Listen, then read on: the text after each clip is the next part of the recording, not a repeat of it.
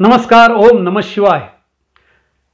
संगमनेरमधील प्रवरा नदी तीरावरील जय नरसिंह गंगामाता मंदिर संकुलामधील हे आहे श्री नर्मदेश्वराचं मंदिर. वर्मा परिवारानं दिलेल्या भरीव योगदानातून 1964 साली या मंदिराची प्रतिष्ठापना करण्यात आली.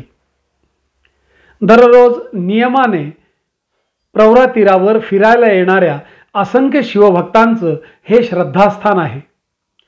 स्वर्गीय जयनारायण वर्मा यांच्या पत्नीने 1964 साली या मंदिराची स्थापना केली. अत्यंत देखणं, अत्यंत स्वच्छ असं हे मंदिर भाविकांच्या मनाला मनशांती देणारं आहे. प्रवेशद्वारावर गणपती आणि बजरंगबली, समोर नंदिकेश्वर, पाठीमागे देवीची सुंदर मूर्ती, अशा वातावरणामध्ये गाभाऱ्यातला हा नर्मदेश्वर. दररोज या नर्मदेश्वराची सागर संगीत यथोचित पूजा केली जाते.